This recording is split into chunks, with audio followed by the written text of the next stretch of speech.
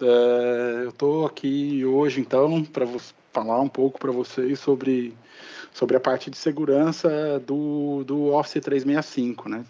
A suíte de segurança conhecida como Enterprise Mobile Plus Security, né? EMA mais S, que faz parte da suíte 365 corporativa. É engraçado, né? A gente chama esse produto que a gente trabalha hoje, né? Que todo mundo, eu suponho que a maioria das pessoas aqui, pelo que eu vi, do jeito que entraram aqui na reunião, são usuários do Office. Mas é engraçado falar que Office 365, né? A gente pensa no Office, pensa na planilha, no Word, no PowerPoint, enfim, né? Mas essa é a menor parte do Office 365, é isso, né? É uma jogada de marketing da Microsoft, usar uma marca conhecida no mundo empresarial, né, para alavancar o restante, né, dos recursos. Mas o Word, o Excel, esses aplicativos, mesmo o e-mail, é como se fosse a pontinha do iceberg que representa né, o Office 365 para empresas, né? O E3 e o E5, principalmente. Então, bom, eu vou compartilhar um pouco aqui da experiência prévia que eu tive com vocês, vou tentar explicar um pouco do conceito, de como funciona o Office 365, né, de como algumas ferramentas que estão por trás deles funcionam, que parece um pouco complicado à primeira vista, mas não é não, tá? É até bem simples de entender. Eu vou dar alguns exemplos aqui durante a apresentação, eu vou parar um pouco o PowerPoint, vou mostrar no portal do Office 365 como faz algumas coisas, né, para vocês conhecerem. E é isso aí, tá? E se vocês tiverem perguntas, eu acredito que a gente tenha um tempo para responder pergunta no final. Se a gente não tiver, eu respondo posteriormente para vocês. Mas é isso aí. Então, vamos lá. O primeiro slide, eu gosto desse slide, ele é da VMware, na verdade, né? Eu citei todas essas fontes que eu usei aqui para montar essa apresentação lá no final, então não estou roubando nada de ninguém, mas é muito interessante isso daqui, porque ele mostra o caos que é hoje em dia, né? Como é a operação de infraestrutura de uma empresa. Como as pessoas trabalham hoje em dia, né? Falando de Modern Workplace, depois da pandemia, e o pessoal, a barreira que existia para o trabalho remoto em muitos lugares caiu, né? Então, está mais parecido com isso, com esse caos que a gente está vendo aqui, né? O panorama atual. Então, você tem uma força de trabalho distribuída, você tem né, os clientes que se relacionam com você, eventualmente, dependendo, pode ser, seu negócio pode ser B2B ou pode ser B2C, né, e vai aumentar a quantidade de clientes que você encara, né, aí é óbvio que a preocupação de segurança sempre vai junto, né, com isso.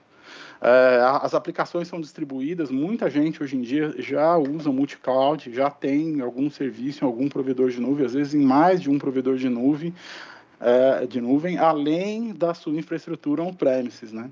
Então, tem que tomar... são mais coisas para você se preocupar, mais portas abertas, mais fronteiras, mais guarda que você tem que ter.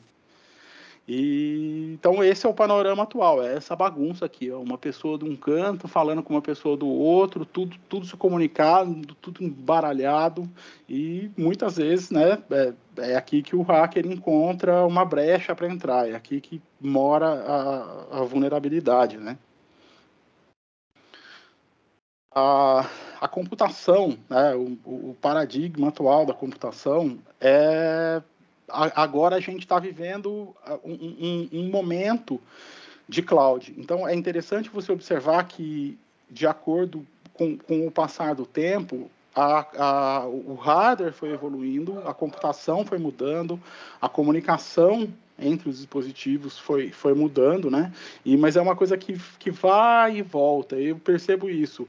No começo, muito tempo atrás, era mainframe, ou era algum tipo de computador que eles costumam chamar de alta plataforma, né? o termo que as pessoas dão para esse tipo de computação, que é outra arquitetura de processador. Nessa época as pessoas usavam terminais, então o poder de rede era todo centralizado. Depois chegou a era do PC, né? A IBM lançou o padrão IBM PC, a Microsoft fez lá o MS-DOS, depois logo o Windows. E isso dava um poder enorme de computacional nas pontas. Tá? E nós vivemos uma outra época.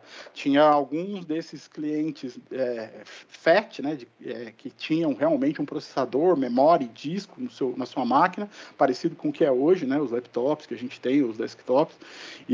E aí, às vezes, eles acessavam informações dentro desses sistemas legados, esses mainframe, mas muita coisa era produzida na própria máquina, né? Inclusive, compartilhamento de arquivo era um file share na rede. Nessa época, os servidores eram simples, não tinham tantas funções. Você tinha, sei lá, DNS, DHCP, olhe lá DHCP, né? E, enfim, era tudo muito estava nos primórdios ainda. Aí passaram-se uns anos, aí o movimento agora está acontecendo de forma contrária. Né? A computação corporativa está voltando a ficar centralizada na nuvem. Eu estou falando da perspectiva de desktop, tá? Da perspectiva de workspace, o lugar onde eu sento para fazer o meu trabalho. Uma tendência agora é você consumir esse workspace, esse desktop, como um serviço. Tá? A Microsoft comercializa isso muito fortemente, é um produto protegido, vamos dizer assim, da Microsoft, um produto premium, que ela não abriu para todas as circunstâncias ainda na Azure, mas já existe. Na Citrix faz isso, o AWS faz isso, os maiores provedores estão fazendo isso, então é um retorno. As pessoas estão... porque fica mais fácil de você mitigar ataque, tá? Se eu coloco o poder de processamento aí na sua mão, coloco um sistema operacional aí na sua mão, um kernel aí na sua mão, é um ponto de vulnerabilidade. Agora, se eu acesso essa máquina como uma sessão de desktop virtual, eu não estou me expondo a esse tipo de risco. Né? Porque eu só vejo a tela aqui, é um streaming de informação que é feito. A sessão do computador está realmente lá no servidor. Então, isso também se aplica à virtualização de aplicações, né?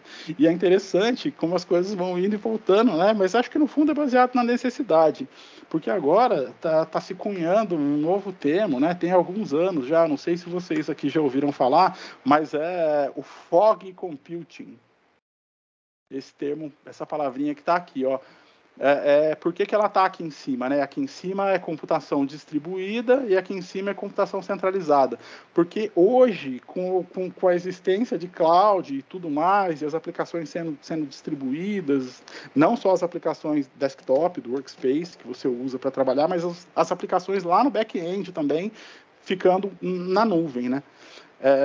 Só que surgiu a necessidade por questões de conexão de rede, latência, demora, você pegar uma pecinha dessa, um cache, vamos dizer assim, lá da sua nuvem e colocar aqui na porta da sua rede, porque às vezes a comunicação entre o seu data center e a nuvem não ocorre de forma satisfatória, por N motivos.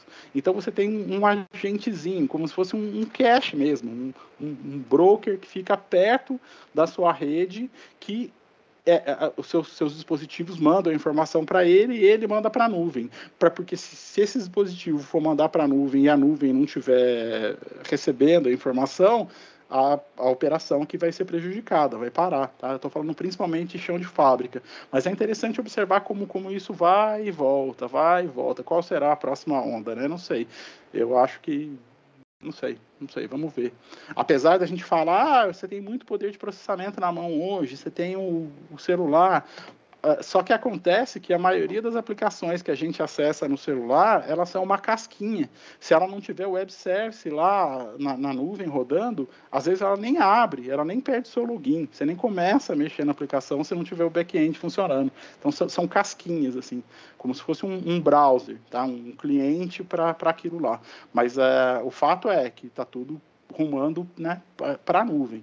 Não que nuvem seja uma bala de prata também, tá? Mas algumas coisas ficam melhores na nuvem do que on-premises. E esse é o caso dessa suíte de colaboração, do Office 365, de tudo que o Office 365 abrange, o que você precisa fazer, o que você precisa fazer no seu dia a dia, na sua empresa, que o Office é a resposta para você. E isso realmente é nuvem, tá? Então, um caso aqui para vocês, para ilustrar para vocês onde que a Microsoft, onde essa suíte EMS que a gente vai abordar aqui hoje, ela foi construída em cima de uma série de conhecimento empírico que foi agrupada ao longo de muitos anos. Eu vou contar para vocês uma história que aconteceu comigo. Eu trabalhava na operação numa refinaria de petróleo. Chamava Refinaria Henrique Lage, em São José dos Campos, né, em cidade onde eu moro aqui no interior. Então, existe um sistema de controle na refinaria de petróleo, chamado de SDCD. Assim, tem uma máquina lá que fica bombeando petróleo, bombeando água, e fervendo, cozinhando o petróleo, separando os componentes, né, destilação, tem vários processos. E aí você tem computadores, na época lá, né, você tinha computadores com Windows 2000 na sala de controle da refinaria que ficavam conectados a essa malha de controle.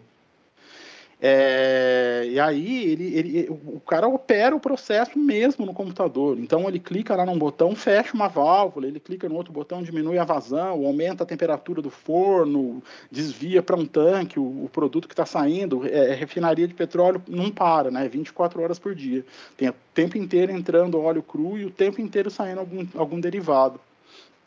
Então, aí esse sistema de controle, ele servia para dar visibilidade para os operadores, para eles operarem, e ele também era a base para uma otimização avançada que acontecia lá.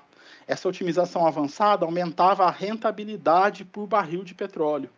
Então, quando esse controle avançado estava no ar, ele regulava as máquinas através do SDCD para ter uma melhor produção, dava um lucro monstruoso para a empresa. E aí, eu trabalhava na TI corporativa, e aí a gente estava começando eram duas TI separadas, a TI que cuidava do processo produtivo e a TI corporativa, que até então cuidava do correio, dessas coisas, do AD, basicamente, e servidor de impressão também. Aí, o que aconteceu?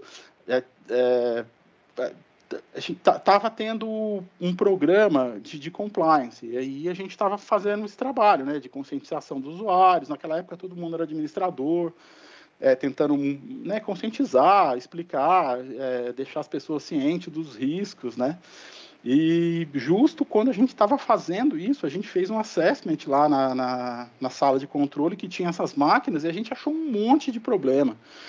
O principal deles era assim, não tinha usuário. Todo mundo logava com o mesmo usuário na máquina. Todo mundo já deve ter visto isso alguma vez, né? Um usuário de bandeja, que o pessoal chamava, um usuário compartilhado.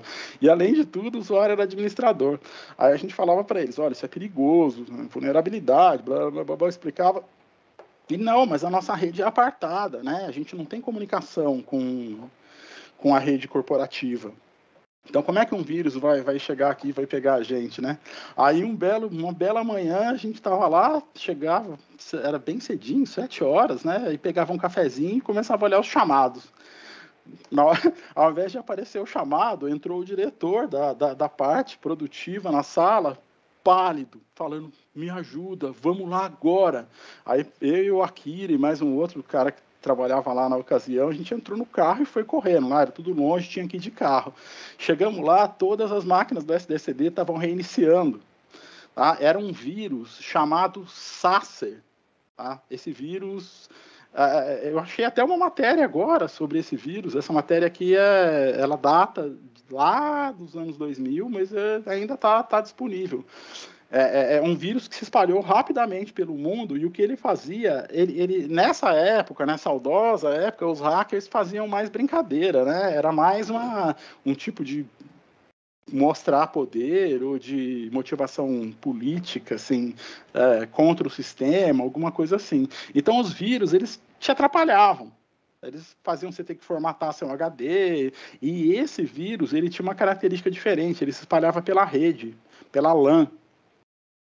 E aí, um cara chegou com um pendrive lá, um operador, botou o pendrive lá, acho que para colocar música, para ouvir, para fazer não sei o que ele pôs o pendrive lá numa estação do SDCD, e o vírus se espalhou por todo o SDCD. Assim, quando a gente chegou lá, devia ter uns 25 postos de controle na sala. Cada um cuidava de uma unidade, 3 ou 4 por unidade. Estavam todos reiniciando. Todos. Aí a refinaria entra em estado de emergência, o controle avançado para de funcionar, ou seja, ela não para de produzir. Tá? Ela continua operando lá, porque não pode parar. Não tem, o óleo entra por uma tubulação, não tem para onde sair o óleo, tem que jogar para algum lugar. Mas o prejuízo é imenso, porque a empresa deixa de ter lucro, se ela fazia menos gasolina por galão de petróleo, vamos dizer assim. E aí, ninguém sabia. Quando esse vírus bateu, ninguém sabia. Eu não sabia, o Akira, que era o mestre dos magos lá da segurança na ocasião, não sabia. E aí, olha só, ele entrou em contato com o suporte da Microsoft na época, a Petrobras já sempre foi uma grande assinante. E aí chegou lá na X-Force deles, que eles já tinham isso nessa época, e aí eles já estavam desenvolvendo um patch para o vírus, e aí o patch chegou assim em questão de minutos, tá? 1 hora mais ou menos de 1 hora, chegou o patch para a gente aplicar. E aí a gente tinha que, mas não era tão simples, porque esse vírus colocava uma mensagem na tela dizendo que o computador ia ser reiniciado em 30 segundos. Você não tinha tempo para aplicar o patch em 30 segundos.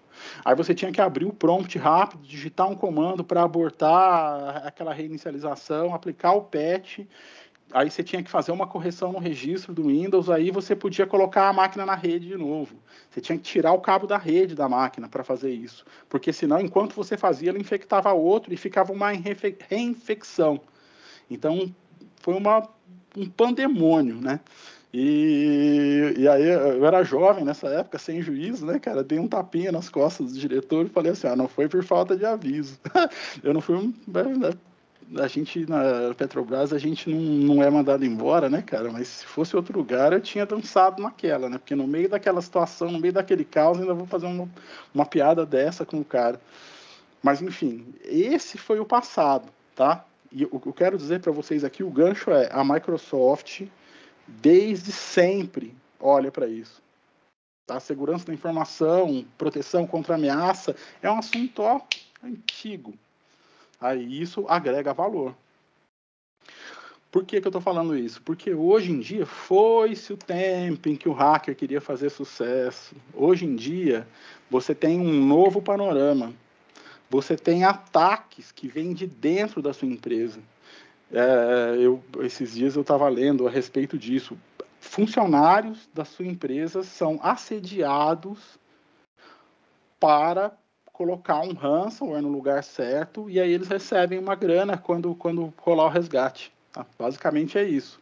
Então você pode ter esse tipo de ataque insider. Né? É uma coisa que naquela época não existia, né?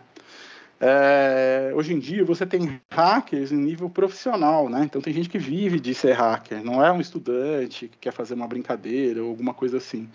É gente profissional mesmo. Então o cara tem uma empresa, o cara recruta gente e paga as pessoas para fazer determinados tipos de ataque, né, que variam, pega engenharia social, roubo de credencial, o que deu dinheiro foi o ransomware, né, que teve nos últimos anos um crescimento muito grande.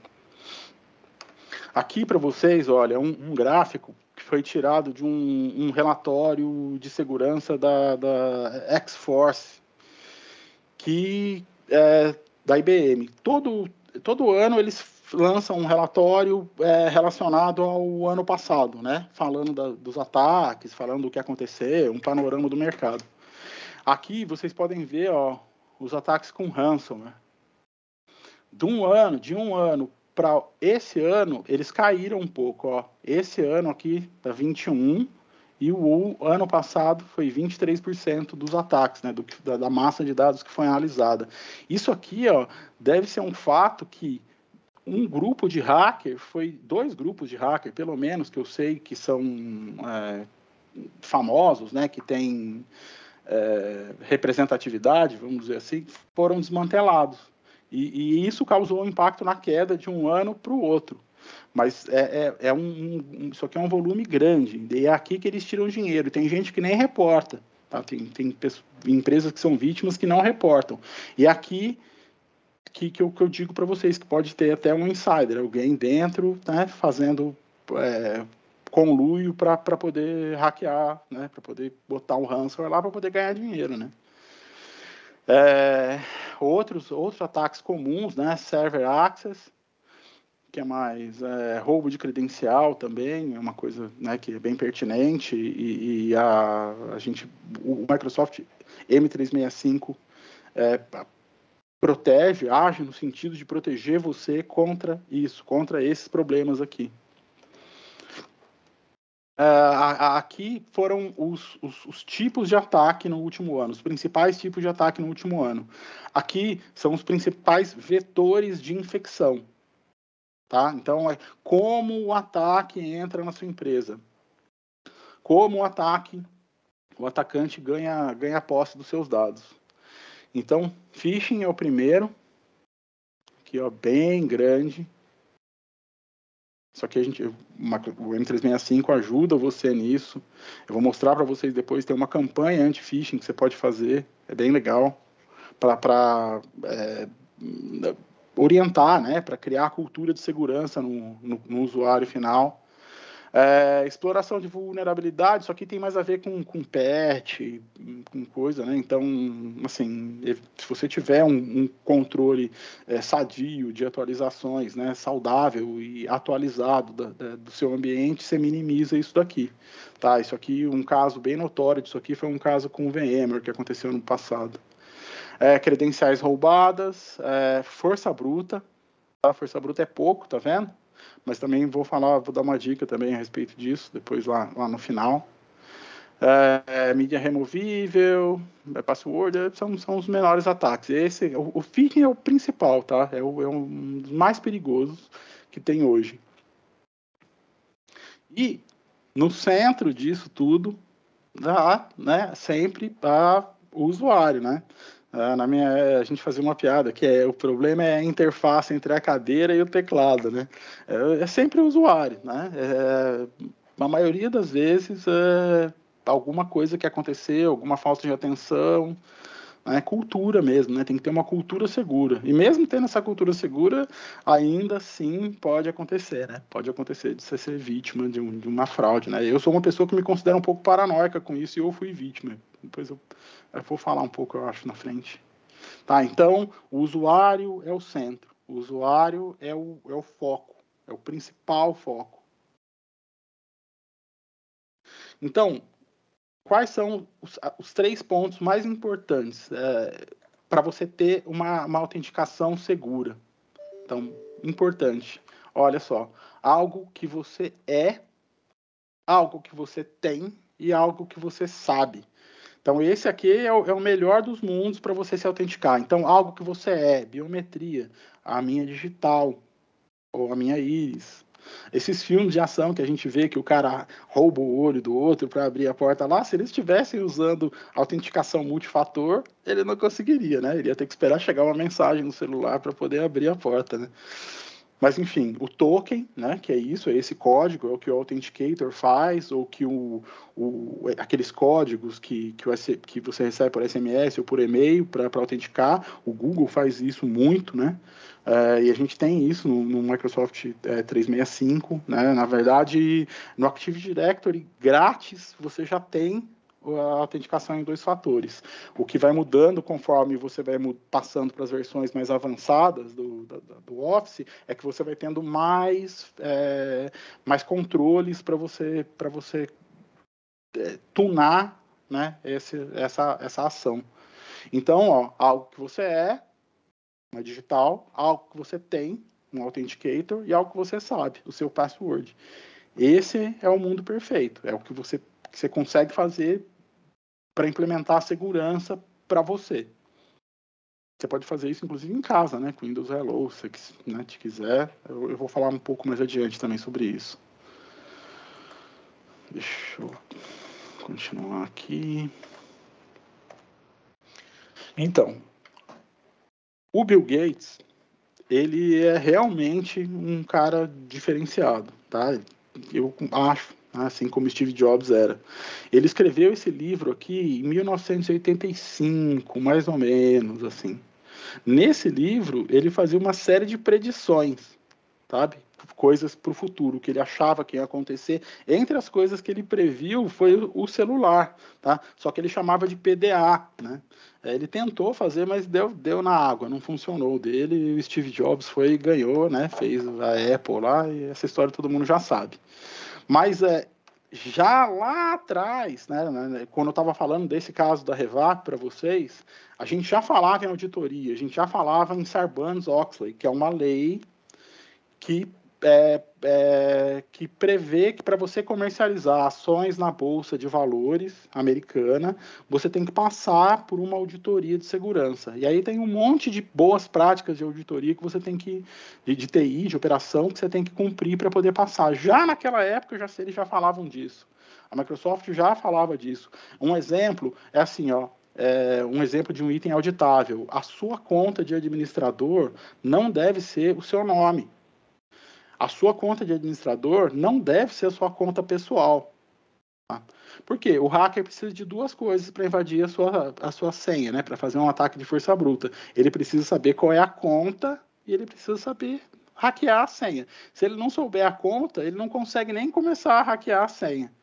São detalhes. Só que isso foi construído nos alicerces do que a gente vê hoje da oferta da Microsoft.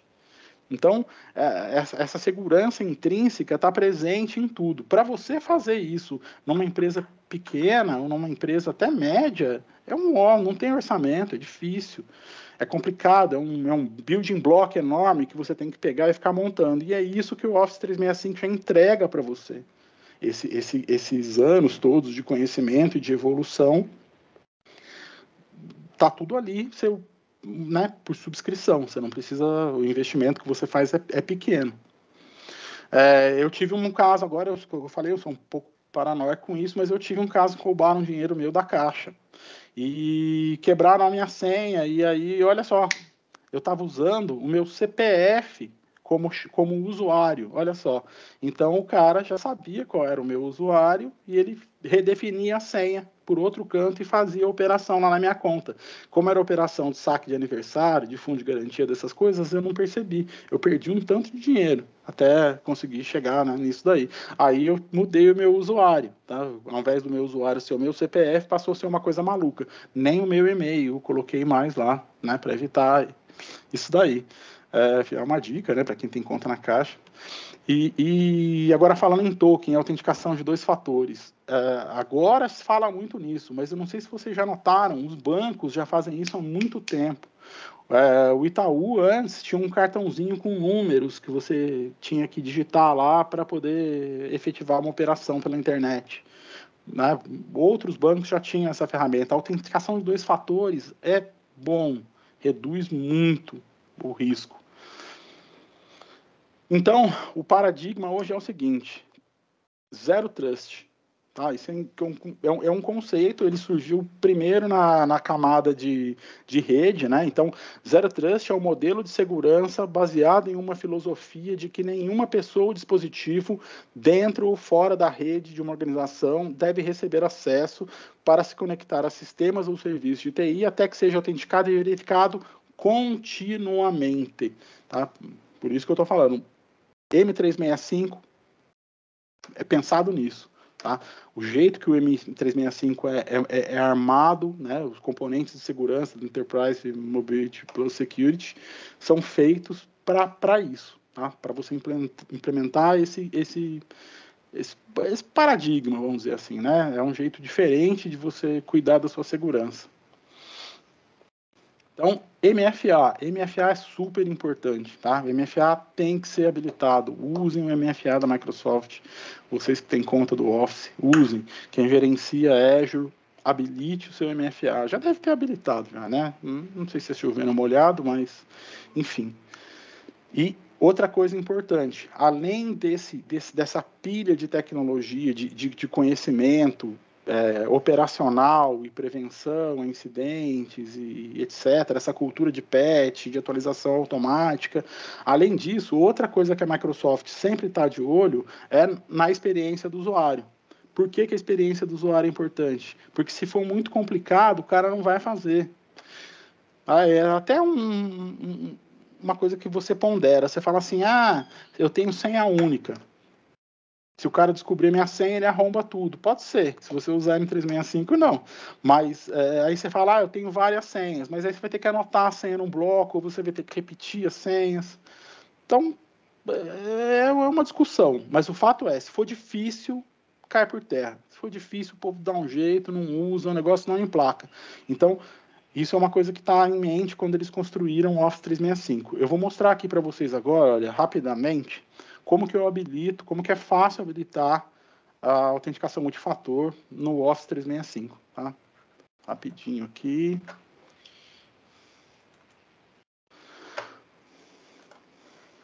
Então, vamos lá. Eu tenho aqui um deployment que é feito para fazer demonstração da Microsoft, que ele já vem com alguns dados, com alguns usuários. Infelizmente, são... a região é americana, né? Então, não são dados em português. A gente vai ver algumas coisas aqui, mas é número do seguro social, não é CPF, RG, mas tem para o Brasil também, tá? Essa aqui, quando você entra no Office 365, essa aqui, como administrador, né, você tem visibilidade desse íconezinho aqui, ó, ferramentas de administração. Eu clico aqui na ferramenta de administração, essa pessoa aqui, ó, a Megan Bowen, ela é administradora dessa empresa fictícia da Microsoft, chama Contoso. Tudo que é da Microsoft que vai usar um nome de empresa fictícia usa esse caso aqui. Então ela é administradora, tá? Eu abri aqui a parte de administração do Office 365, que centraliza tudo, tá? Tudo que tem sobre segurança, políticas, conformidade, etc. Eu vou falar mais sobre isso mais adiante, mas está nessa interface centralizada. Aí, ó, vou habilitar a autenticação multifator. Vou vir aqui em usuários ativos. Deixa eu escolher um usuário aqui que eu já não tenha feito isso. Vou pegar esse usuário aqui, olha. Tá, então, tem outra janela aberta aqui. Eu vou sair dessa menina aqui, que eu já fiz o teste com ela outro dia. Vou me desconectar.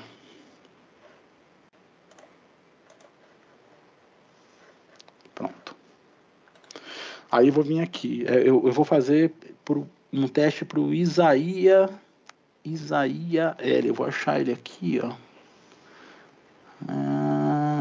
Esse rapaz aqui, ó. Isaías Langer. Ó, suponha que eu queira habilitar para esse usuário. Então, eu selecionei aqui o usuário, vim aqui na minha lista de usuários, selecionei ele e coloco aqui, ó, autenticação multifator.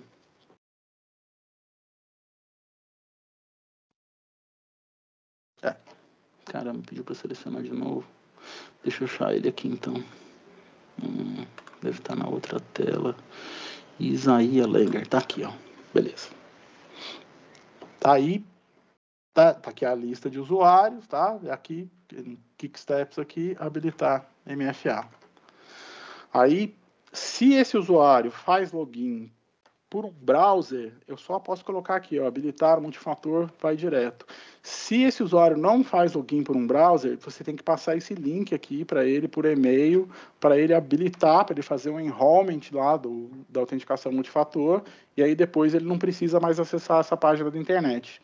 Tá? Mas, por exemplo, se o cliente tem um Office 365 e lê e-mail no celular, ele tem que fazer isso num PC e depois, em seguida, quando ele for acessar pelo celular, vai pedir a autenticação em 2 fatores para ele. Aí você clica aqui, ó, habilitar autenticação multifator, pronto, fechar, está habilitado. Aí a parte do usuário qual é? Ele tem que entrar no Office 365 dele.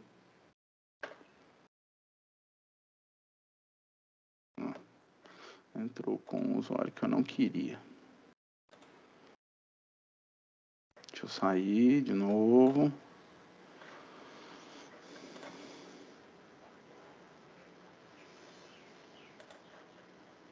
Para desconectar, vai redirecionar. Aqui, conectar-se com uma conta diferente. Vou colocar a conta daquele usuário que eu estava mostrando lá para vocês. Entrar. Deixa eu pegar a senha dele aqui.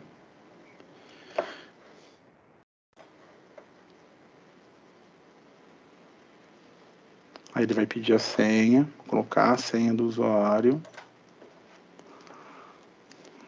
Posso salvar minha senha, não tem problema.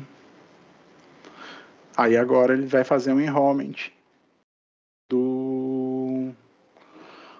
Um pouco no momento, a descrição de 5. Não, peraí, eu entrei no usuário errado? Não, entrei no usuário errado, só um minutinho, peraí, eu saí. Sai. É o mesmo Isaías, só que é em outro tenant. Só um minutinho. Aqui, ó. Entrar com uma conta diferente. É outra organização, ó.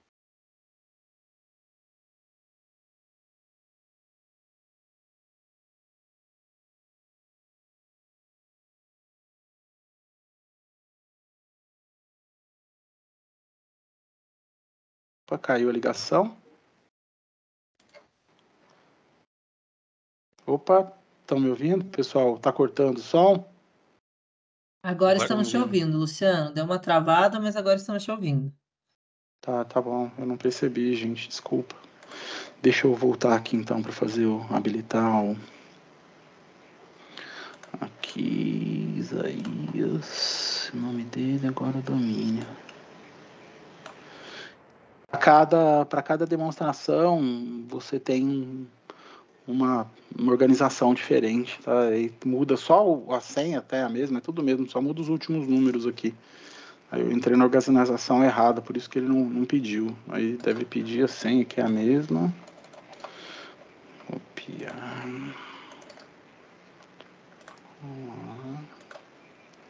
Agora ele deve pedir para fazer o enrollment, tá vendo? Então eu habilitei o Office, a autenticação em 2 fatores para esse usuário.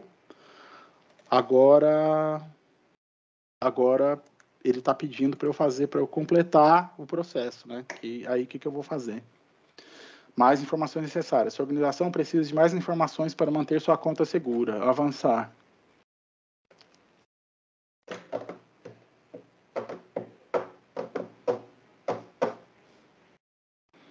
Tá, vai direcionar para a página do Office e aí tá aqui, olha. Comece obtendo o aplicativo. Ele está direcionando você a usar o Authenticator, tá? O aplicativo para celular. Você pode fazer isso por SMS, por exemplo, dependendo da versão que você tem do Office. Essa demonstração aqui é o E5. Então, é a solução mais completa. Então, eu consigo fazer isso aqui de cara. Dependendo da subscrição que você tenha, você tem que usar o Authenticator, tá? Tem que abaixar o aplicativo, aí você coloca a conta, coloca a senha, tira a foto de um código de barra que aparece aqui na tela para você, e aí fica pronto, tá? Eu vou fazer pelo telefone, tá? Que é mais simples, mais rapidinho aqui. Deseja um método diferente, que deseja o método usar telefone, continuar.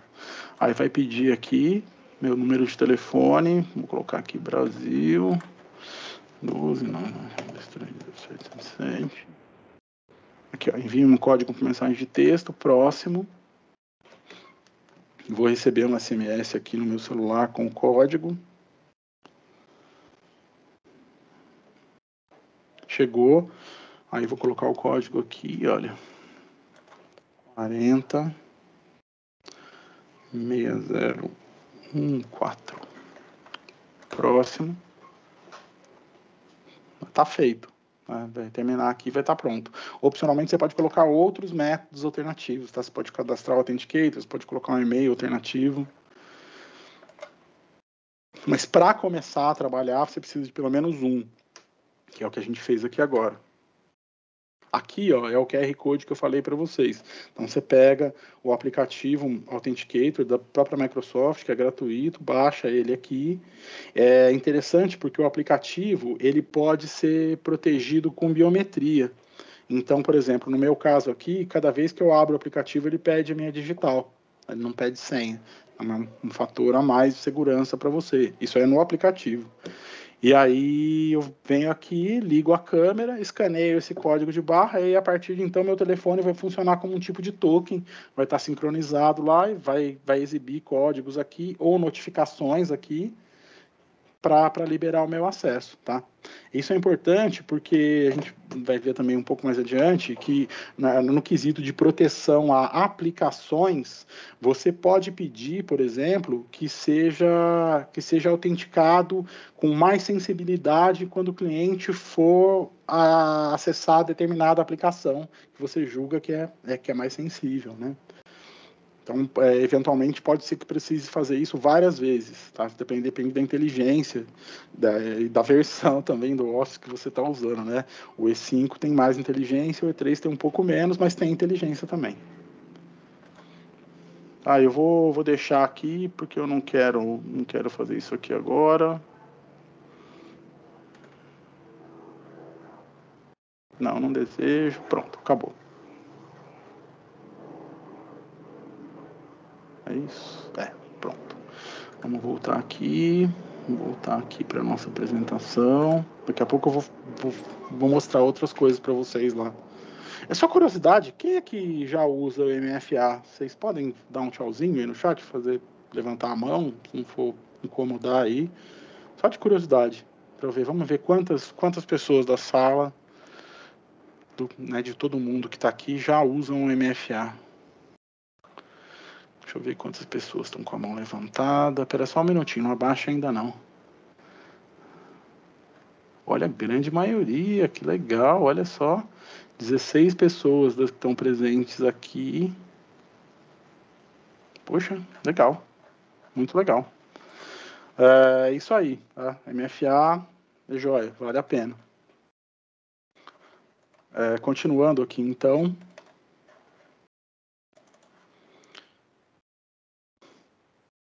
Então, quando você fala das diferentes versões que o Office 365 possui, né? Então, o que a Microsoft faz? São combos, né?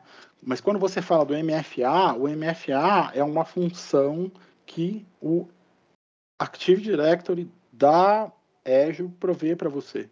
Então, dependendo da versão do Office que você adquire, você tem um Active Directory mais completo ou mais básico. Aí aqui são as opções, tá vendo? Olha, você tem inclusive a versão free do AD. Tá? Que já permite que você use o MFA. Aí tem, quando você tem uma conta simples do Office 365, as funcionalidades que você tem, todas elas relacionadas à autenticação, tá vendo aqui, ó, segundo fator, SMS, por exemplo, então está relacionado a isso. Aí, à medida que você vai avançando, né, aqui seria no Office 365 E5, por exemplo. Aqui tem todas essas funções que são mais refinadas, vamos dizer assim. Por exemplo, ó, isso daqui, ó.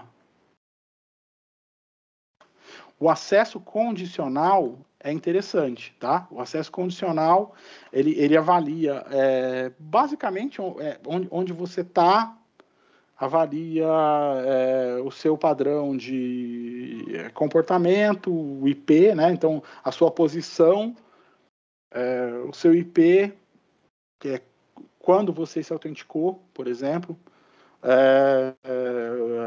jornada de trabalho, tem muita coisa que ele aprende e leva isso em consideração para você. Por exemplo, quando começou a pandemia, eu comecei a trabalhar em casa. Às vezes a internet aqui não era tão boa na época, né? E eu precisava usar o celular. Cada vez que eu mudava de conexão, do celular né, que mudava o IP, ele pedia para eu autenticar de novo, pedia para eu fazer uma outra, depois eu voltava para a rede, ele pedia de novo. Depois de um tempo parou de pedir, né, ele foi aprendendo.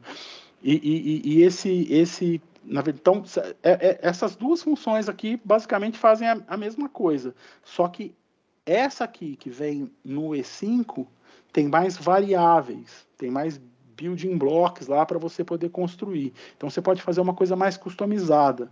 Isso você ganha segurança e você também ganha na facilidade de uso do usuário, né? na experiência do usuário. Porque experiência do usuário é sempre muito importante. Como eu tinha dito ali atrás. Então, a suíte de produtos, né, que compreende, né, o Office 365, que está tudo agrupadinho ali dentro, então tem coisas que vieram do Azure, tem coisas que foram desenvolvidas à parte, tem coisas que você consegue estender para a sua infraestrutura on-premises, mas é um arcabouço de soluções ali que está constantemente mudando também, tá? Toda hora eles mudam, agrupam, trocam, é de desenvolvimento ágil aqui. Então, no quesito gestão de identidade, você tem o Azure Active Directory, né, que a gente estava falando agora, do MFA, e o Defender para identidade. O Defender para identidade é uma inteligência associada ao serviço de autenticação. Tá? É isso que ele faz. Basicamente, a análise de comportamento, mas uma análise mais avançada, cruza mais dados, correlaciona fatores diferentes, para determinar quando ele precisa pedir aquela segunda autenticação para você. Quando, esse cara aqui é baseado em risco. Esse cara nunca acessa esse arquivo. Esse cara aqui autenticou direito, mas ele está acessando da China, esse cara nunca acessa na China. Corta o acesso. Não, um exemplo. Gerenciamento de dispositivos móveis. Por que é importante gerenciamento de dispositivos móveis? Porque a gente tem poder de processamento aqui. Tem um kernel aqui, tem vulnerabilidade aqui. Então, o hacker é uma porta de entrada para o hacker, para ele roubar sua credencial, para ele acessar o dado da sua empresa. Então, é importante você controlar o seu dispositivo. O Intune é mais voltado para você controlar dispositivos móveis, né? Então, celulares, enfim. E que notebook não é considerado dispositivo móvel, né? E o Endpoint Configuration Manager para você controlar dispositivos físicos, né? Mais físicos não móveis, um laptop, ou um workstation, ou um servidor, enfim, até, né? Você pode controlar atualização via WSUS. Então, existe um certo overlap entre os dois, mas o Intune é mais voltado para celulares, tablets, e o Endpoint Configuration Manager é mais voltado para as estações de trabalho convencionais, né? Que a gente tem, ou servidores. Inclusive, uma coisa que pouca gente sabe, para você usar o configuration, para você gerenciar desktops, você só paga a licença do desktop, você não paga a licença do servidor. Então, se eu quiser licenciar, usar ele para gerenciar meus 100 laptops aqui da minha empresa, eu pago uma licencinha que é parecida com uma call de acesso, e os servidores que eu vou montar para gerenciar essa infraestrutura, eu não preciso pagar. Você pode colocar numa máquina Windows lá, não tem nenhum componente que tenha que ser licenciado.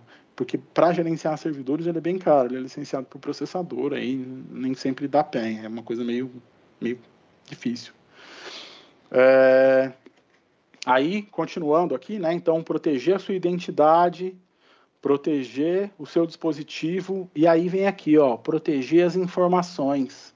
Isso aqui ficou mais importante ainda ultimamente.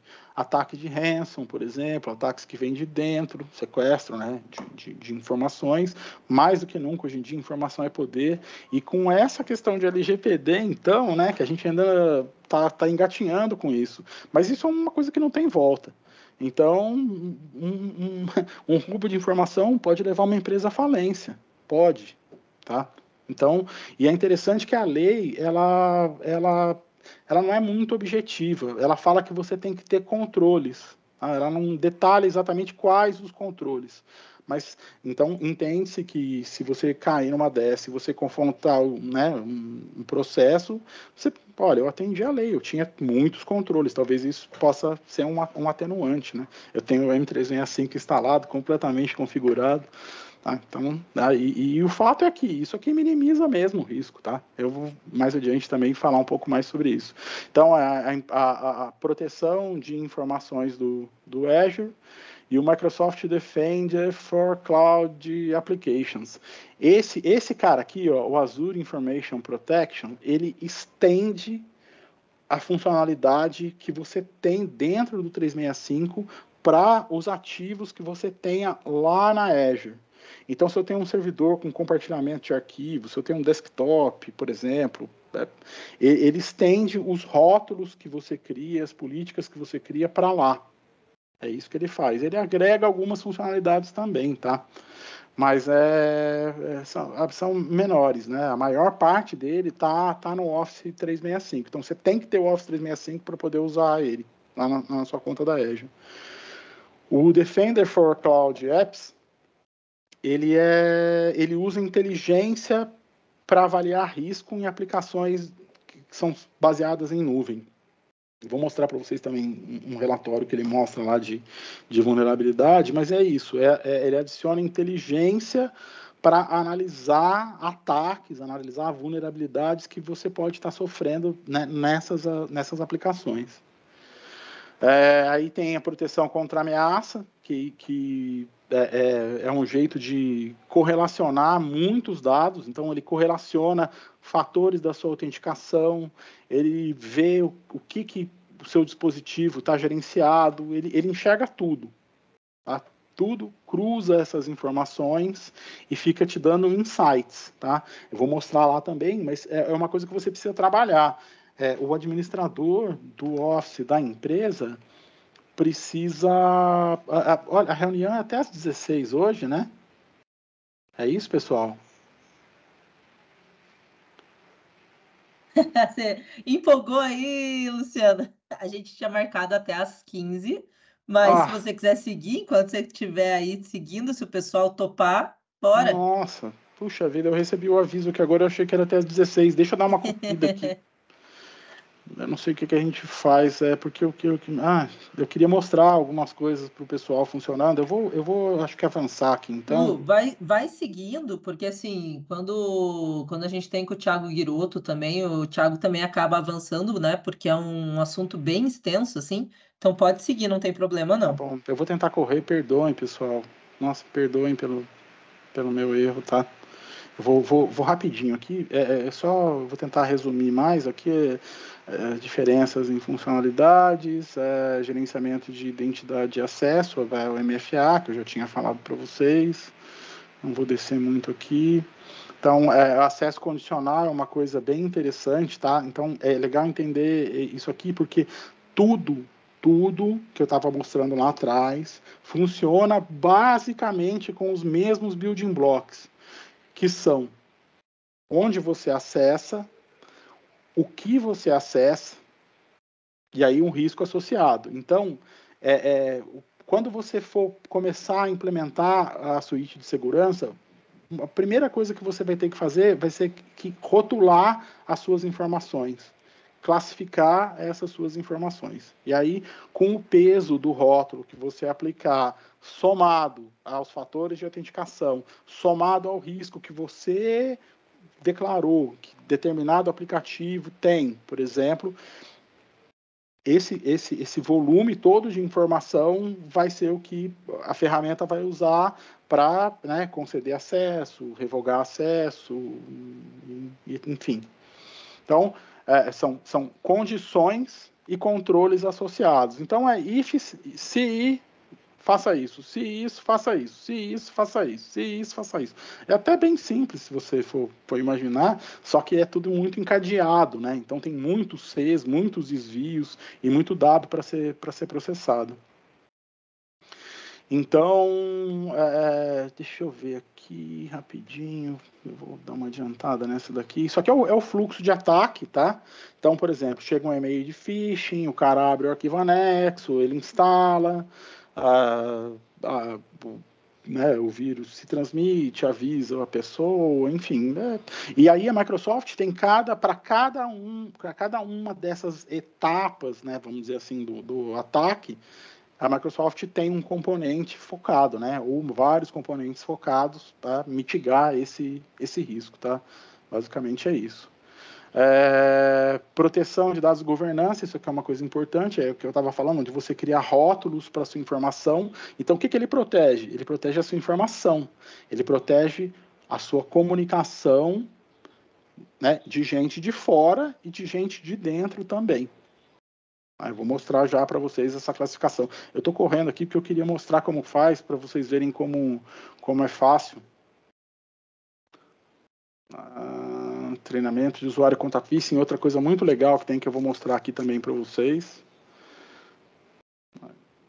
Tá, Microsoft continua sendo líder, né, no segmento. Esse aqui é um gráfico do Gartner, é um pouquinho antigo, mas ela continua líder. Aqui são as fontes que eu usei nessa apresentação, né, da onde eu peguei material para mostrar para vocês. Aí eu vou mostrar aqui rapidinho, ó. Aqui o painel do meu 365, ó. Tá, um exemplo aqui. Vamos lá. Aqui. Treinamento, a simulação que eu falei para vocês que você pode fazer contra phishing. Então, tá vendo? Na central de segurança, tá dentro aqui do Office 365, você abre aqui. Na central de administração, aí você clica aqui em segurança, ele joga você para essa outra tela aqui, que é a central de segurança, e aí aqui você tem, peraí, aqui ó, treinamento de simulação de ataques, tá? É a página de segurança, a página do Defender. Olha que legalzinho, é bem fácil, bem rápido para fazer, só que você tem que entrar lá e fazer, né? Não vem funcionando. Notem que tudo aqui na página da Microsoft vem com dicas, tá? A primeira vez que você loga, inclusive, ele vai aparecendo vários balõezinhos e tem cursos, eles propõem para você um caminho para você seguir, para você tornar o seu ambiente mais seguro, tá? Esse aqui é um exemplo, olha, eu vou vir aqui, simulações, e vou criar uma simulação. Eu vou fazer uma. Aí tá vendo? Ele coloca aqui os assuntos que você quer simular, por exemplo, coleta de credenciais. Vou simular um ataque de coleta de credenciais. Posso fazer customizado também, tá? Isso aqui são templates prontos que facilita mais aqui. Aí ficou sem tempo. Vou colocar aqui, ó, teste web 2 teste. Tá vendo? Eu estou criando uma simulação. Próximo. Aí, esse aqui é o e-mail que vai lá como isca no phishing para o cara. Eu posso criar um, eu posso usar um pronto. Eu vou escolher um aqui, ó. Esse, duas mensagens falhadas, é um aleatório aqui. Próximo. Aí eu posso mandar para usuários específicos, posso mandar para todos os usuários da organização, que é o que eu vou fazer aqui. Aí você pode associar um treinamento de segurança a isso. Então, se o cara cair nesse golpe, o cara precisa fazer um treinamento de segurança para, né, elucidar, né, o erro que ele eventualmente cometeu. Aqui eu coloco o prazo, etc., né, detalhes sobre como que eu quero que essa operação seja dirigida. Então, falo daqui a 30 dias vai acabar a campanha, daí o pessoal faz treinamento. Aí você quer que faça o quê? Que receba de novo, depois do treinamento, outra simulação de ataque para ver se você aprendeu mesmo, por exemplo, tá? Isso tem aqui na ferramenta. Vou deixar aqui como default, layout da página default, eu posso, né, customizar a mensagem para ficar mais fake, mas enfim. No usuário, vou botar aqui, adicionar e vou colocar aqui próximo. Tá, aí tem aqui a notificação do usuário final também, né? O que eu quero que aconteça, né? A notificação que ele receba a respeito disso, entregar após o término da campanha. semanalmente, tá? Tá vendo aqui o treinamento que eu quero que faça, o lembrete de segurança, né? Para você fazer a campanha, para você ficar batendo continuamente no usuário. Aí, interessante, para a maioria das políticas que você vai aplicar aqui, você tem um modo simulação. Então, é legal você fazer isso. Você simula primeiro qual seria o resultado dessa política aplicada e depois você faz ela quente mesmo no seu ambiente. Essa não tem muito impacto, é só um e-mail. Tá? Então, vamos lá. Próximo, enviar. Aí vai, daqui a um minutinho, olha, eu vou entrar aqui com esse outro usuário aqui, voltar. Aqui, desejo. Não, vou botar aqui.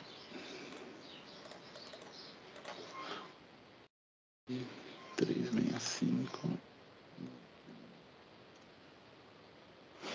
Deixa eu entrar aqui de novo. Acho que ele já vai estar autenticado. Ah, não, vou ter que entrar de novo com Isaías.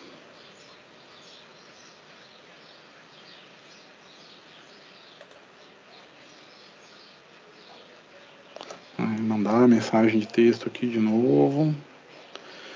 40, 60, 14. Aqui, 40, 60, 14. De novo. Não, chegou outro. 04.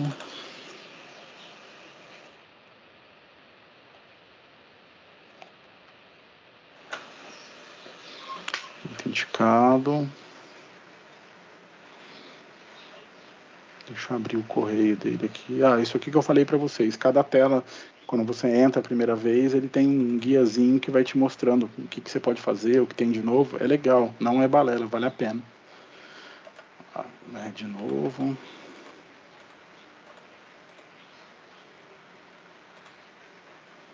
Deixa eu abrir o Outlook aqui para mostrar para vocês. Não sei se vocês já tiveram a oportunidade de ver, receber uma mensagem dessa.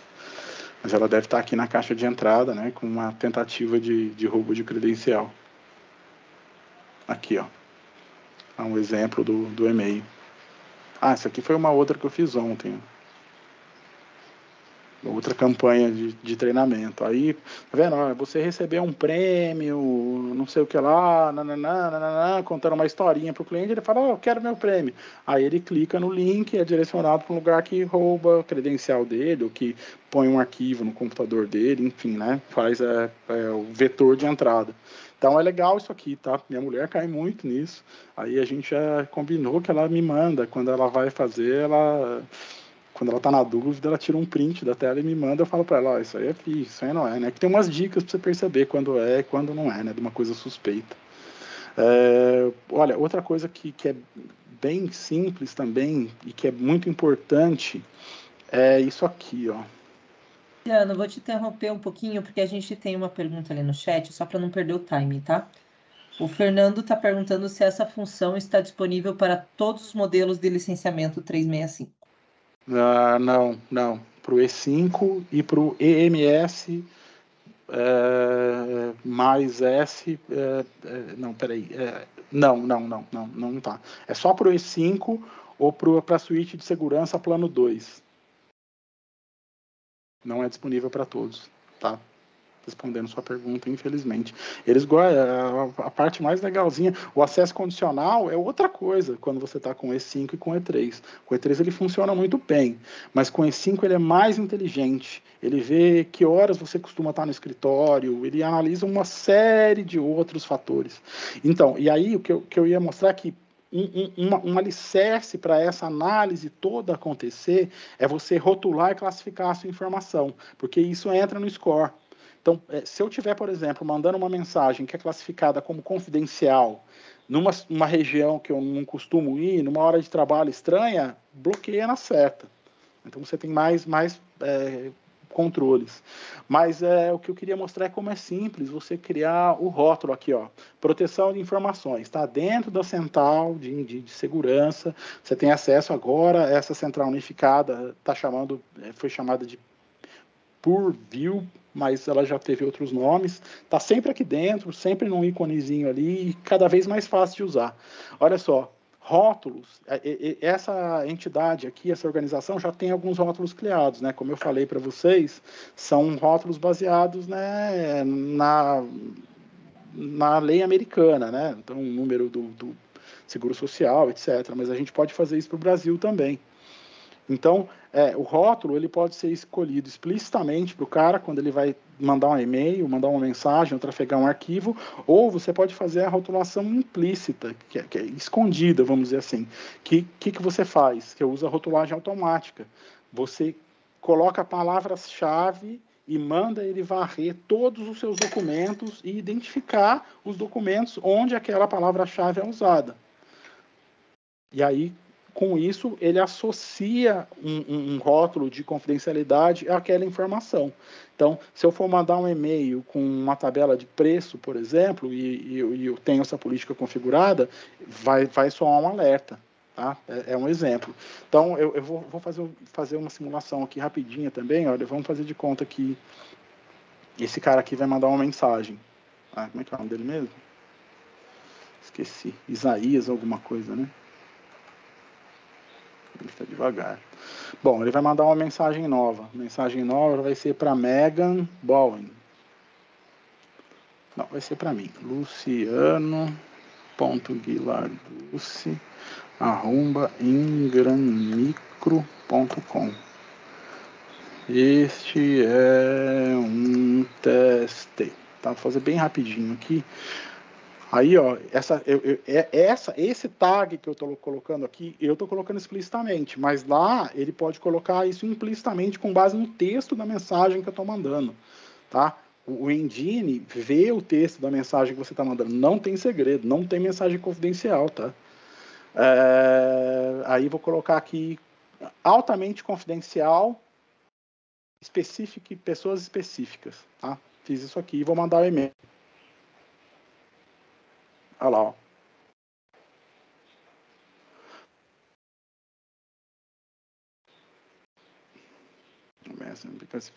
Ah, não, deu outro erro. Ingram. Ué, que estranho. Não, eu queria que a Megan recebesse. Deixa eu ver se a Megan vai receber o alerta mesmo assim. Acho que ela vai receber.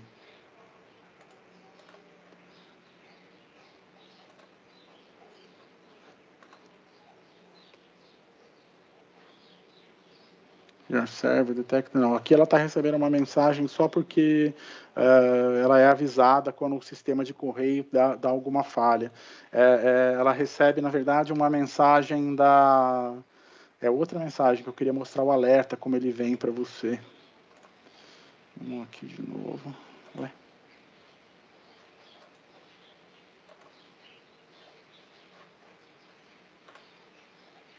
Deixa eu copiar aqui.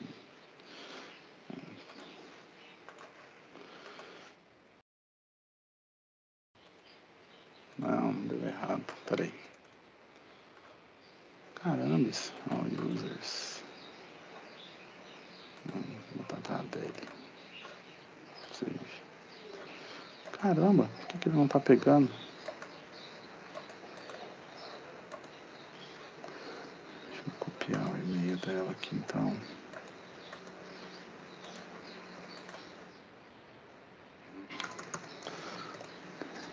Advance.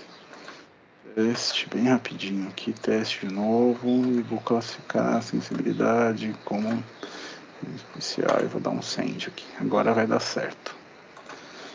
O e-mail não vai dar erro, né? O e-mail vai ser enviado. Tá aqui. E aí o que eu queria mostrar mesmo para vocês é o que a administradora recebe. Daqui a pouquinho ela vai receber uma mensagem, demora um minutinho, mas ela vai receber. Aí essa mensagem que ela vai receber vai ser um alerta sobre o envio daquele e-mail que tem um tag que teoricamente aquela pessoa não podia ter enviado. E aí, quando essa mensagem, eu fiz um ontem aqui, ó. Vamos ver se ele vai carregar. Aqui. Aí se você clica em View Details, ele leva para você para a página lá de conformidade do Microsoft do 365. E aí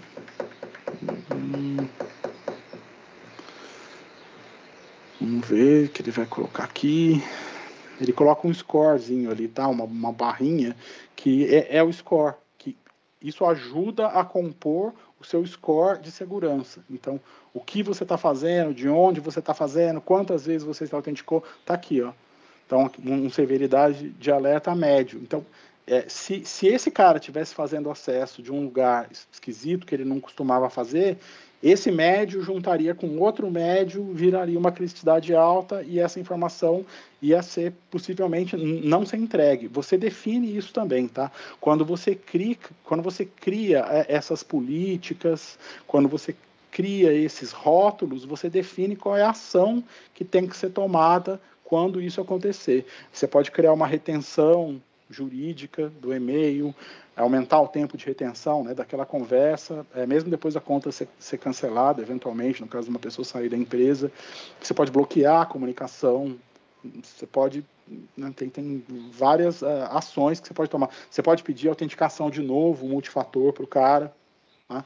Da mesma forma, funciona para aplicações. Então, tem uma aplicação sensível, ele cruza tudo que você está fazendo e aí dá uma ação como resposta, né? Pode ser bloquear, etc. Bom, mas é isso. Eu acho que a gente já estourou muito tempo, né? Eu acho que está todo mundo ainda na reunião, né? Mas eu não sei como é que estão os compromissos de vocês. Assim, uma coisa mais importante que eu queria mostrar é essa parte da rotulagem aqui, né? Isso é importante para você fazer. Então, aqui, por exemplo, são os alertas que você cria, o que vai te gerar um alerta. Cadê o lugar onde você... Deixei a aba aberta justamente para ficar mais rápido. Rotulagem automática, tá? Então, você pode criar uma política que... Essa aqui eu fiz baseada no Brasil, quer ver? Ó, uma política de rotulagem automática, tá? Para vocês entenderem o que é. Então, vou colocar aqui... Deixa eu ver se eu acho Brasil aqui, vai ficar mais fácil. Peraí, ó. Não, vou botar aqui avançado, então. Aí tem vários modelos que são propostos aqui, mas eu posso escolher... não vou poder escolher o Brasil, que horror. Não, mas tem Brasil sim. Pera aí, ó, política personalizada. Ué.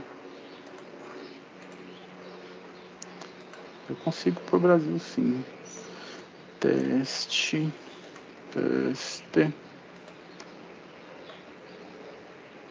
Vou habilitar só para Exchange essa política. Tá?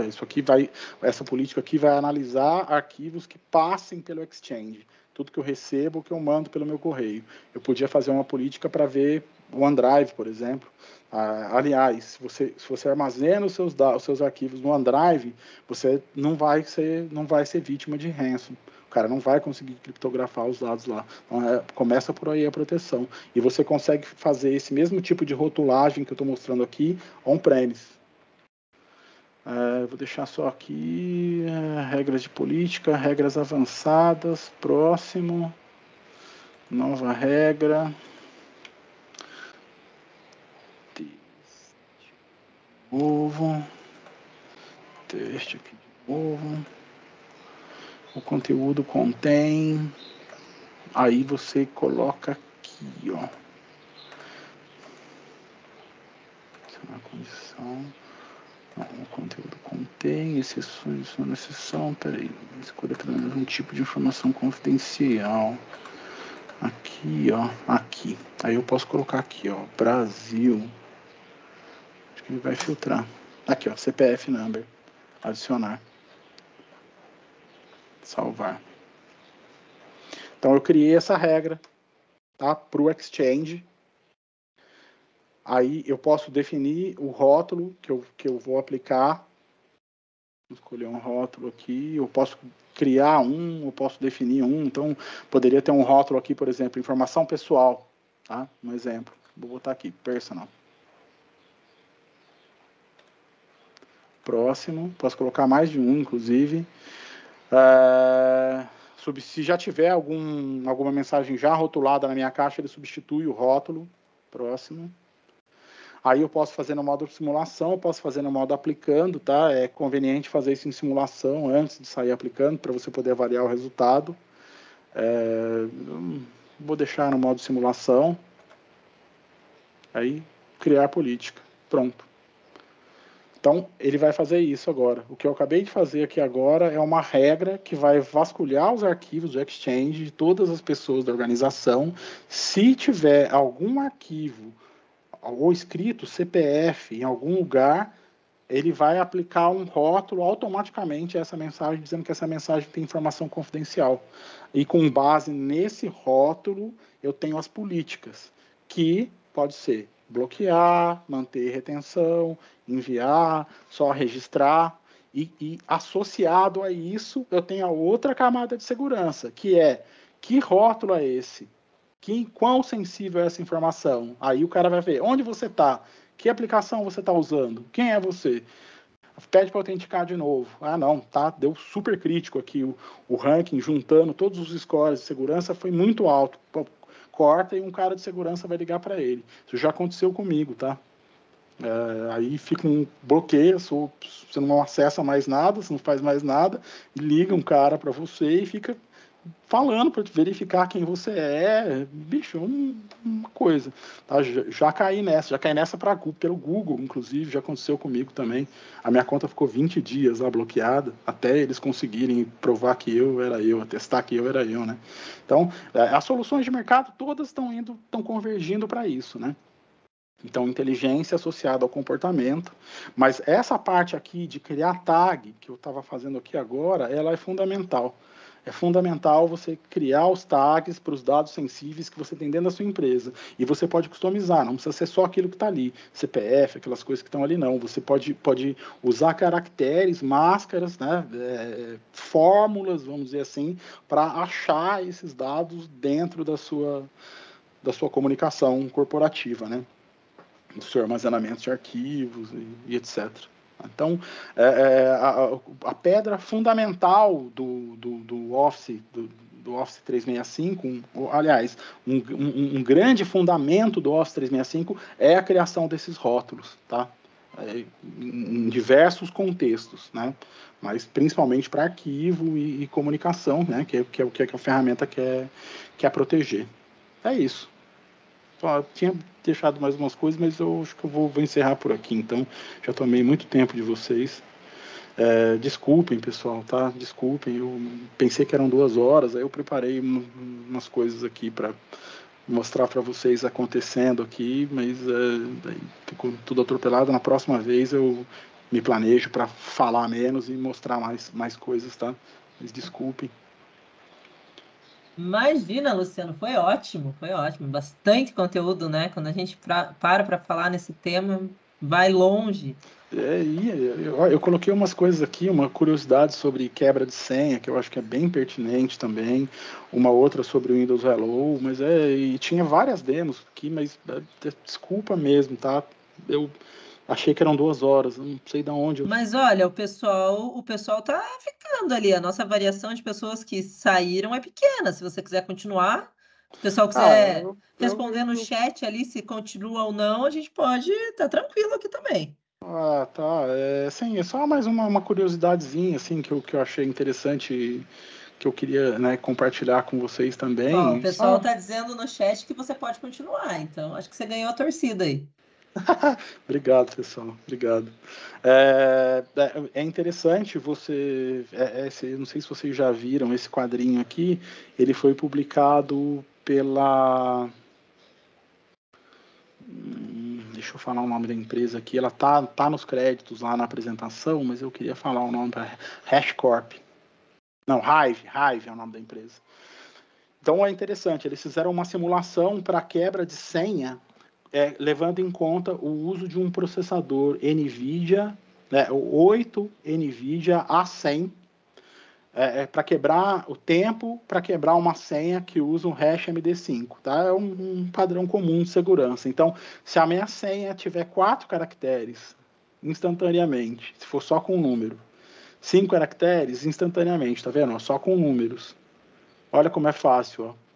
Se eu usar 18 números na minha senha, quebra em 3 semanas. E aí eles foram progredindo aqui no quadro, ó. Letras maiúsculas, letras minúsculas e letras maiúsculas, número, letra minúscula e letra maiúscula, ainda assim, ó, com 4 é instantâneo. 7 caracteres, 7 segundos. 10 caracteres, 3 semanas. Olha só, não é muito, hein? Para um ataque de força bruta. Porque o cara mira em você. Tá? Quando esse tipo de ataque é arquitetado hoje em dia por essas empresas especializadas em hackear, né? Ele tem uma engenharia social em volta de você. E eles vão no cara certo. É esse aqui que eu vou pegar a credencial dele por esse motivo. E é assim. Então, e olha só que interessante. Olha como aumenta exponencialmente. Olha aqui, ó. 8,31 segundos. 9,39 minutos. 10 caracteres. Aqui, ó. 5 meses. 11 caracteres, 34 anos, aí já começa a ficar interessante, né? Então é legal colocar uma senha grande. Uma dica que eu dou, que eu uso, minha senha nunca foi quebrada, tá? Foi o usuário que foi quebrado. Põe uma frase, funciona.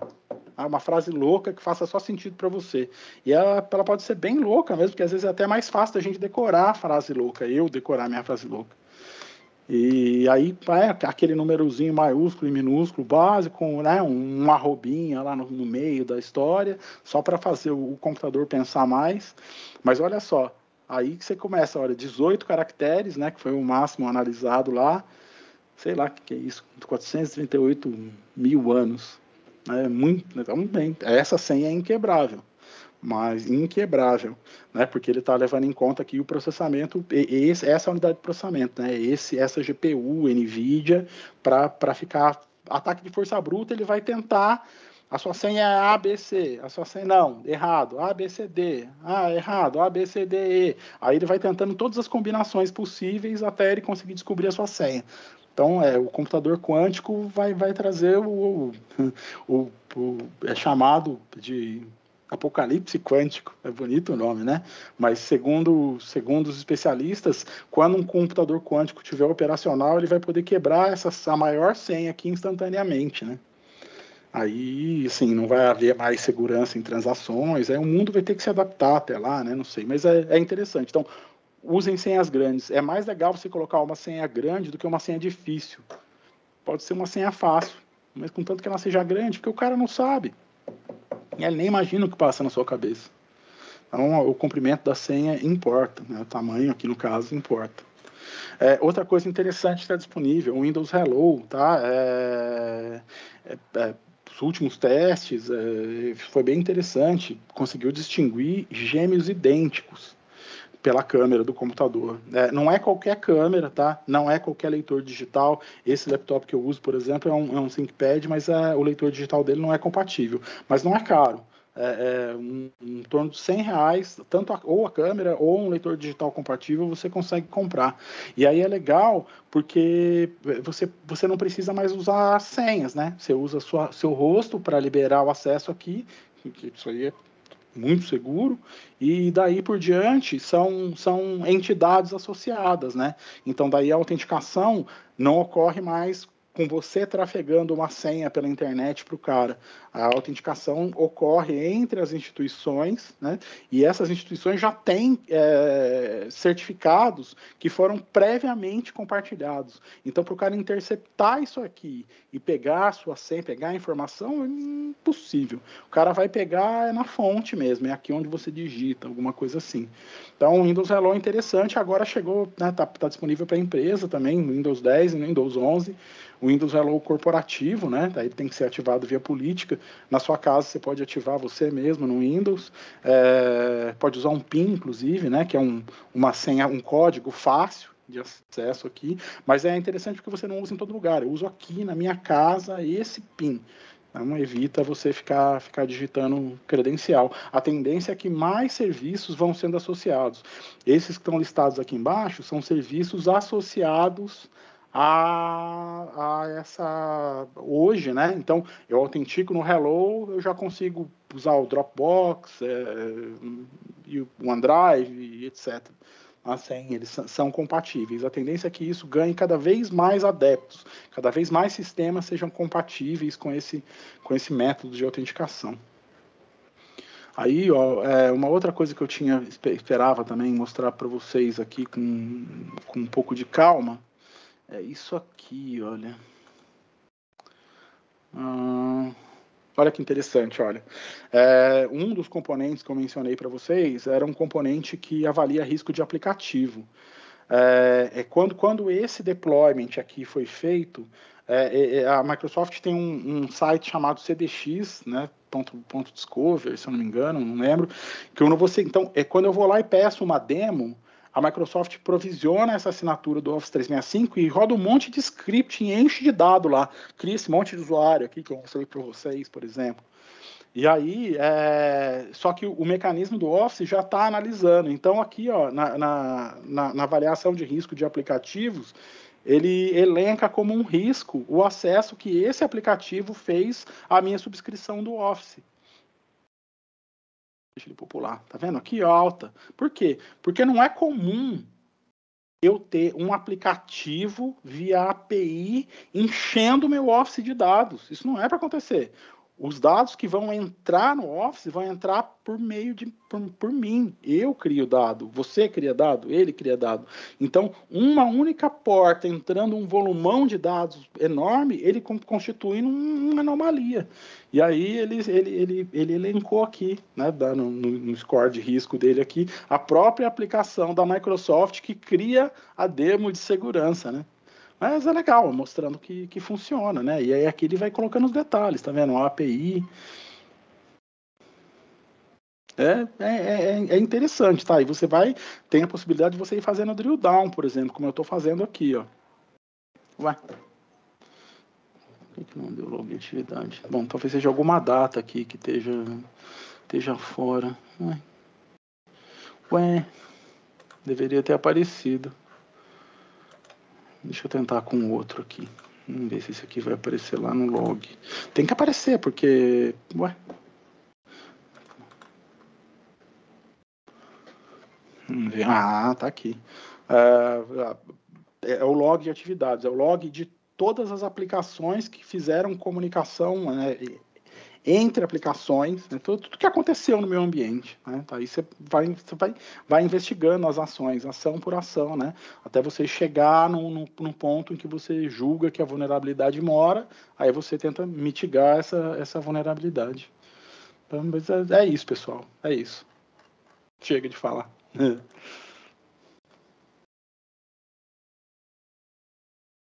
Alguém tem alguma pergunta? Alguém quer colocar alguma coisa?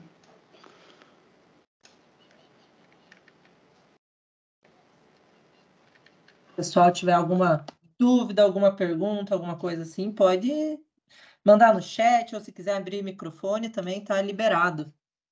Fique à vontade, pessoal.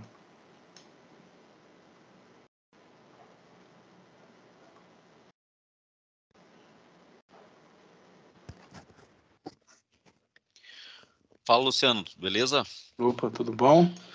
Cara, voltando àquela questão lá da autenticação lá dos fatores lá, na Uhum. hora que você fez o exemplo lá, você cadastrou o celular na hora, né?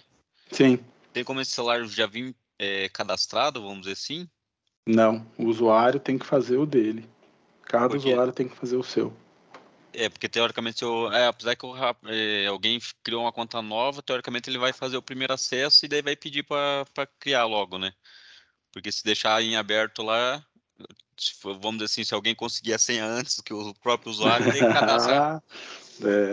Alguém entrar primeiro, né? Alguém É isso. interceptar a comunicação, por exemplo, acessar o seu e-mail.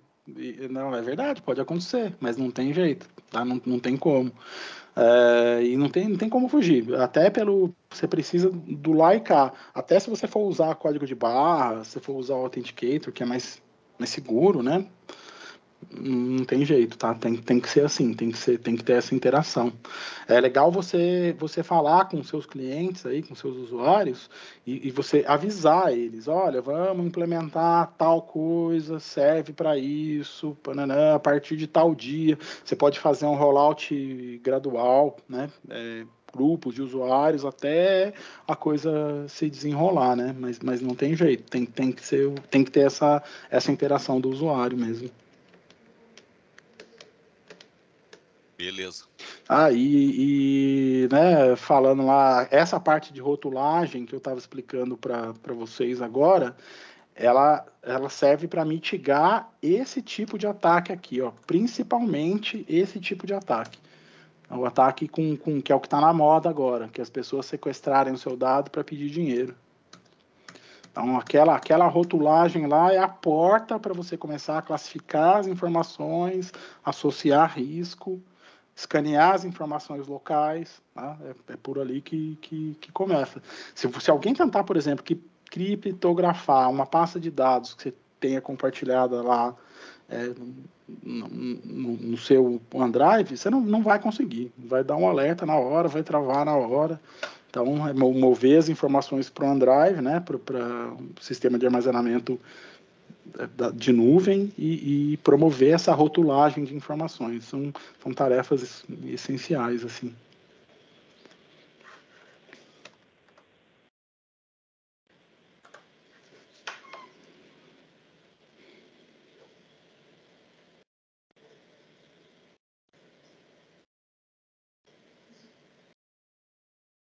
É isso, pessoal. Então, é isso, Luciano? É isso.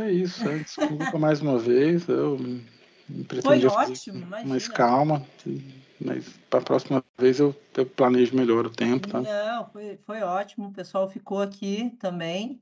Obrigado. Tem uma pergunta do Thiago ali com a autenticação de 2 fatores. É só com o número de celular? Não, na verdade não. O número do celular, quando você vai usar um número do celular, na verdade já quer ver, olha, aqui ó.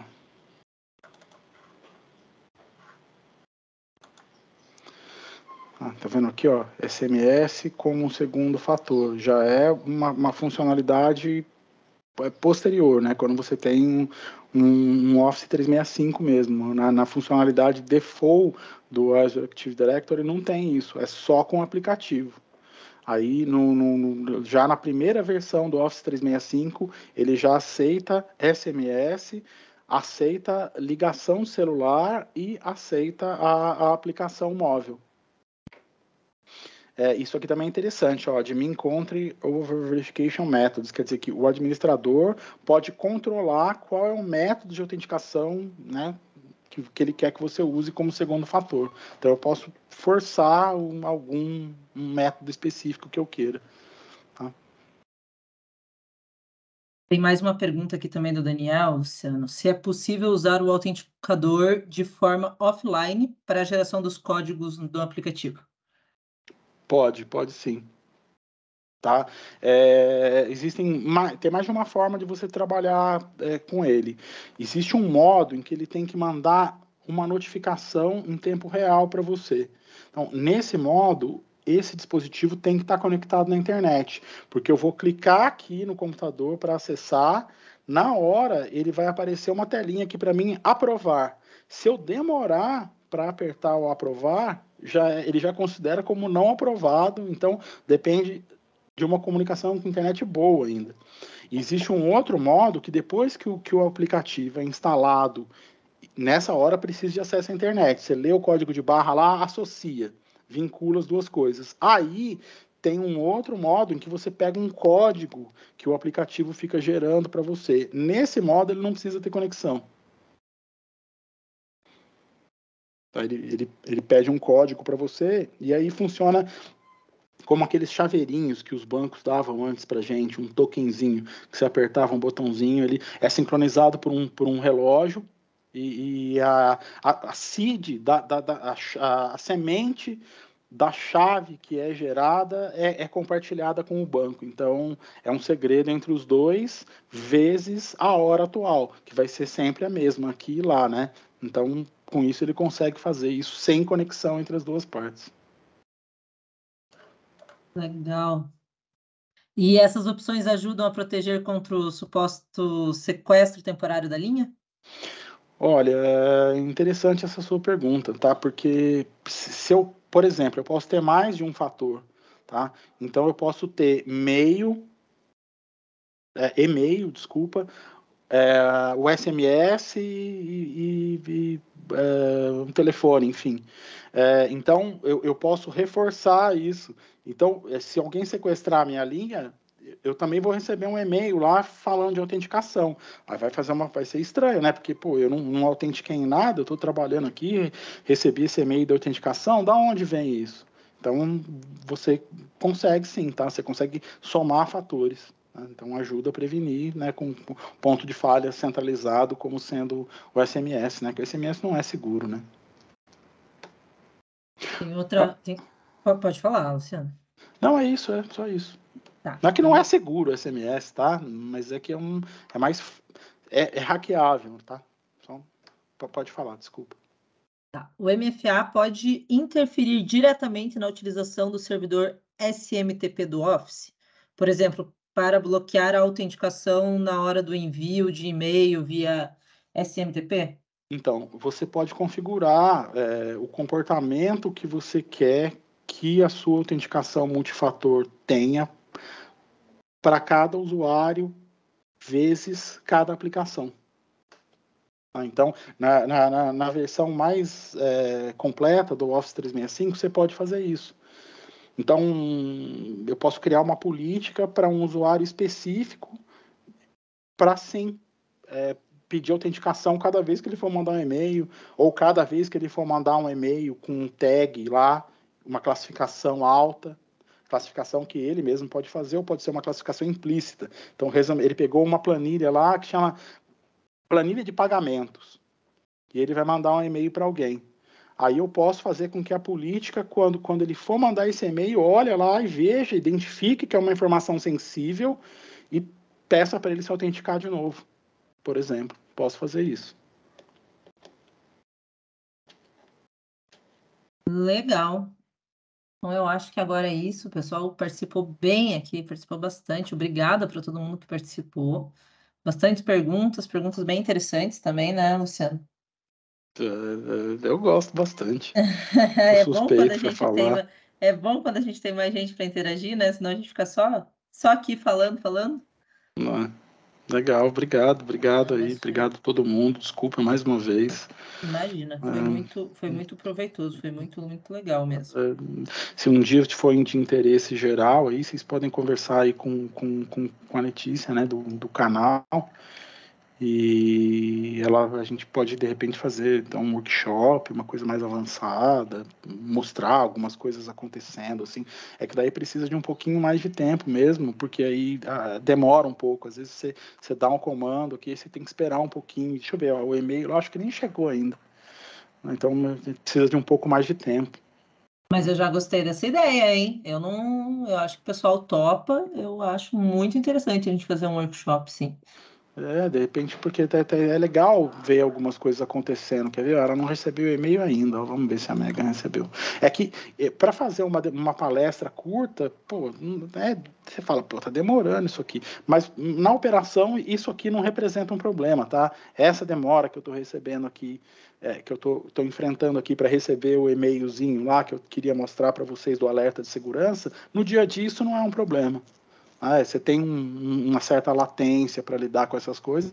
E isso aqui é uma conta demo também, né? Então, não tem muito recurso, assim, né? É um ambiente apartado no Microsoft que faz isso aqui, compartilhado, enfim. Não é igual o seu ambiente lá de produção.